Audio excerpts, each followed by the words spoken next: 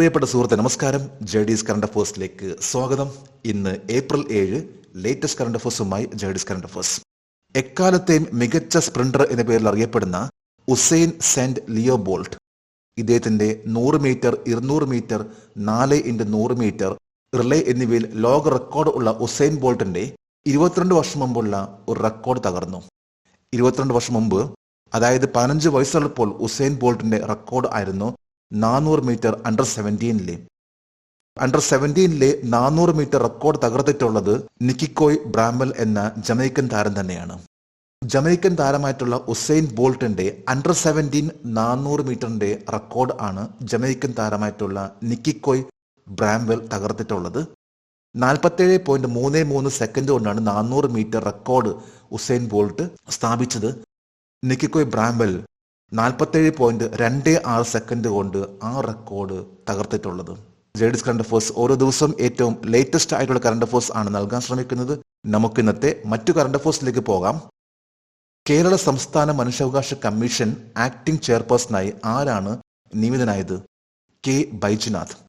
ഈ കഴിഞ്ഞ 2 ദിവസം മുമ്പ് ജെഡിസ് കറണ്ട് അഫേഴ്സിൽ വന്നിട്ടുള്ള ഒന്നായിരുന്നു. അതായത് SHRC സ്റ്റേറ്റ് ഹ്യൂമൻ റൈറ്റ് കമ്മീഷന്റെ ചെയർപേഴ്സൺ ആയിട്ടുള്ള എസ് മണികുമാറിന്റെ അപ്പോയിന്റ്മെന്റ് ഗവർണർ അംഗീകരിച്ചു എന്നുള്ള കാര്യം.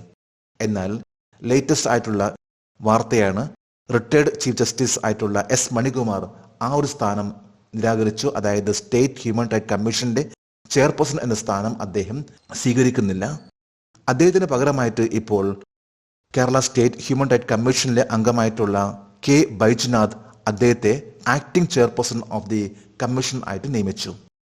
അംഗമാകുന്നതിന് മുമ്പ് ശ്രീ ബൈജുനാഥ് കൽപ്പറ്റ ജില്ലാ സെഷൻ ജഡ്ജിയായിരുന്നു. ഫ്രാൻസിലെ പാരീസിൽ നടക്കുന്ന 33ാമത് സമ്മർ ഒളിമ്പിക്സിൽ ജൂറി അംഗമായി നിയമിതനായ ആദ്യ ഇന്ത്യക്കാരൻ ആരാണ്? ബിൽക്വിസ് മീർ. ഫ്രാൻസിൽ ഈ വരുന്ന ജൂലൈ 26 മുതൽ ഓഗസ്റ്റ് 11 വരെ ഫ്രാൻസിലാണ് ഒളിമ്പിക്സ് നടക്കാൻ പോകുന്നത്. 33ാമത്തെ ഒളിമ്പിക്സ് ആണ് പാരീസിൽ നടക്കാൻ പോകുന്നത്. ഈ ഒരു ഒളിമ്പിക്സിൽ ഇന്ത്യയിൽ നിന്ന് ജൂറി അംഗമായിട്ട് കാശ്മീരി സ്വദേശിയായിട്ടുള്ള ബിൽക്വിസ് മീറിനെ തിരഞ്ഞെടുത്തു. ആദ്യമായിട്ടാണ്, ആദ്യത്തെ ഒരു ഇന്ത്യക്കാരനാണ് പാരീസ് ഒളിമ്പിക്സിൽ ജൂറിയായിട്ട് തിരഞ്ഞെടുക്കപ്പെട്ടിട്ടുള്ളത്. ഒപ്പം തന്നെ ഒളിമ്പിക് ഗെയിംസിൽ ജൂറി അംഗമാകുന്ന ഇന്ത്യയിൽ നിന്നുള്ള ആദ്യ വനിത കൂടിയാണ് അവർ. ആരാണ് ബിൽക്വിസ് മീർ? ബിൽക്വിസ് മീർ ഒരു കാനോയിങ് ടീമിലെ കോച്ച് ആയിരുന്നു. ഇതിനു മുമ്പും 2023 ഏഷ്യൻ ഗെയിംസിലും ജൂറി മെമ്പർ ആയിട്ട് സെലക്ട് ആയിട്ടുള്ള വ്യക്തിയായിരുന്നു ബിൽക്വിസ് മീർ. ബിൽക്വിസ് മീറിന് തുടക്കം എന്ന് പറയുമ്പോൾ ജമ്മു കാശ്മീരിലെ ദാൽ ലേക്കിൽ വെച്ചായിരുന്നു. ദാൽ ലേക്കിൽ 1998 കാനോയിങ് എന്ന ഈവന്റിലേക്ക് പങ്കെടുക്കുകയും അതനുസരിച്ച് പിന്നീടുള്ള ഉയർച്ചയും. ഇപ്പോൾ ലേറ്റസ്റ്റ് ആയിട്ട് പറയുമ്പോൾ പാരീസ് ഒളിമ്പിക്സിൽ ജൂറിയാവുന്ന ഒരേ ഒരു ഇന്ത്യക്കാരിയാണ് ബിൽക്വിസ് മീർ. ഏത് വർഷാവസാനത്തോടെ യൂറിയയുടെ ഇറക്കുമതി നിർത്താൻ ഇന്ത്യ പദ്ധതിയിടുന്നു? 2025.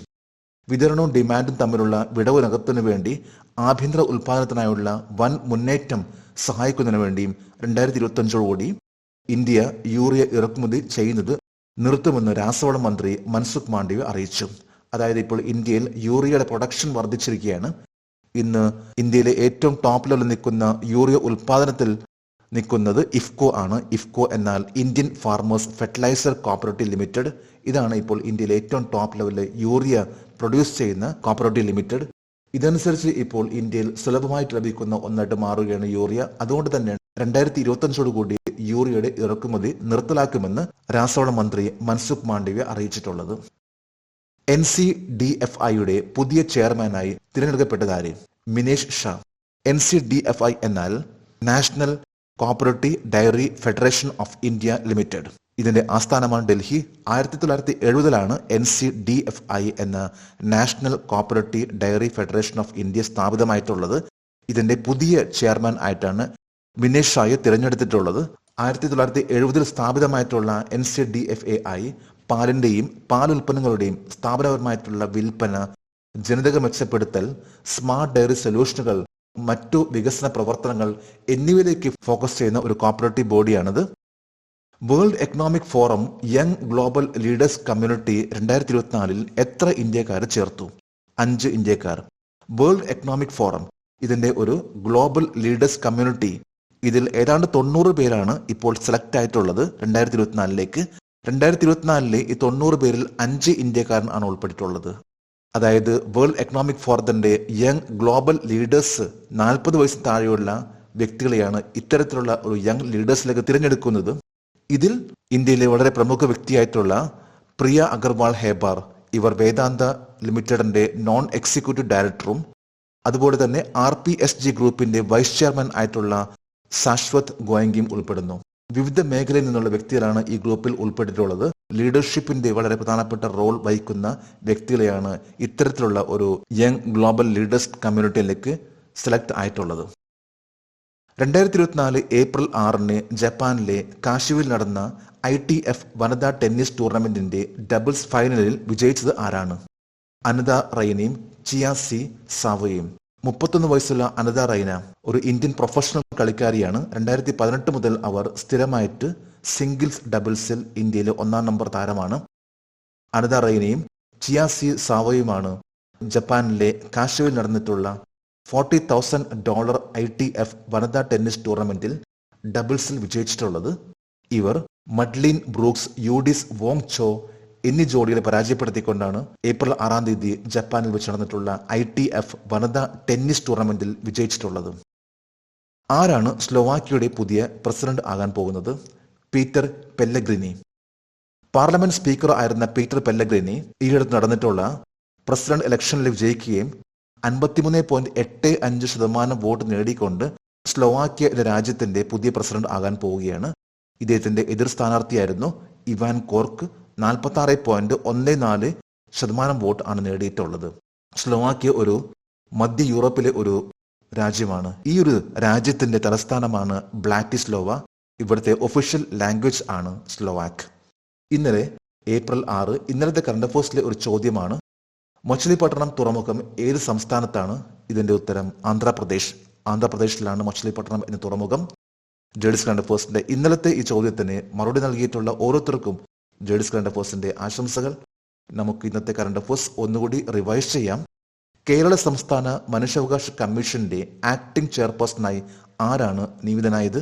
കെ ബൈജുനാഥ്. 15 വയസ്സുള്ളപ്പോൾ അണ്ടർ 17 400 മീറ്റർ റെക്കോർഡ് സ്ഥാപിച്ച ഉസൈൻ ബോൾട്ടിന്റെ റെക്കോർഡ് ആരാണ് തകർത്തത്? നിക്കിക്കോയ് ബ്രാംബെൽ. ഫ്രാൻസിലെ പാരീസിൽ നടക്കുന്ന 33ാമത് സമ്മർ ഒളിമ്പിക്സിൽ ജൂറി അംഗമായി നിയമിതനായ ആദ്യ ഇന്ത്യക്കാരൻ ആരാണ്? ബിൽക്വിസ് മിർ. ഏത് വർഷാവസാനത്തോടെ യൂറിയയുടെ ഇറക്കുമതി നിർത്താൻ ഇന്ത്യ പദ്ധതിയിടുന്നു? 2025. NCDFIയുടെ പുതിയ ചെയർമാനായി തിരഞ്ഞെടുക്കപ്പെട്ടതാരെ? മിനേഷ് ഷാ. World economic forum young global leaders community 2024 എത്ര ഇന്ത്യക്കാരെ ചേർത്തു? 5 ഇന്ത്യക്കാർ. 2024 ഏപ്രിൽ 6 ജപ്പാനിലെ കാശുവിൽ നടന്ന ITF വനിതാ ടെന്നീസ് ടൂർണമെന്റ് ഡബിൾസ് ഫൈനലിൽ വിജയിച്ചതാരാണ്? അനിത റൈനയും ചിയ സി സാവോയും. ആരാണ് സ്ലോവാക്യയുടെ പുതിയ പ്രസിഡന്റ് ആകാൻ പോകുന്നത്? Peter Pellegrini. ഇന്ന് ഏപ്രിൽ 7 ഇന്നത്തെ കറണ്ട് അഫയേഴ്സിലെ ഒരു ചോദ്യമാണ്, FoSCoS is the web-based application of which institution? FoSCoS ഏത് സ്ഥാപനത്തിന്റെ വെബ് അധിഷ്ഠിത ആപ്ലിക്കേഷനാണ്? 3 ഓപ്ഷൻസ് ആണ് നൽകിയിട്ടുള്ളത്. ഈ ചോദ്യത്തിന്റെ ഉത്തരം അറിയാമെങ്കിൽ ഇന്നത്തെ കറണ്ട് അഫയേഴ്സിന്റെ കമന്റ് ബോക്സിൽ രേഖപ്പെടുത്താൻ അഭ്യർത്ഥിക്കുന്നു. നാളത്തെ കറണ്ട് അഫയേഴ്സിൽ ഇതിന്റെ ഉത്തരം ഉണ്ടായിരിക്കും. ലേറ്റസ്റ്റ് ആയിട്ടുള്ള ഓരോ കാര്യങ്ങൾ അറിയാനുള്ളൊരു ആകാംക്ഷയാണ് നമ്മുടെ ലൈഫിലെ ഏറ്റവും വലിയൊരു മാറ്റം. നമ്മളെന്നും അതിനുവേണ്ടി സമയം കണ്ടെത്തുകയാണെങ്കിൽ തീർച്ചയായിട്ടും നമുക്ക് നല്ല മാറ്റങ്ങൾ ഉണ്ടാകും. അത് നമ്മുടെ ഓരോ പരീക്ഷകളിലും അതുപോലെ തന്നെ ഓരോ മേഖലയിലും നമുക്ക് നന്നായിട്ട് പെർഫോം ചെയ്യാൻ സാധിക്കും. നമുക്ക് നാളെ വീണ്ടും പുതിയ കറണ്ട് അഫയേഴ്സുമായിട്ട് കാണാം. Thank you very much.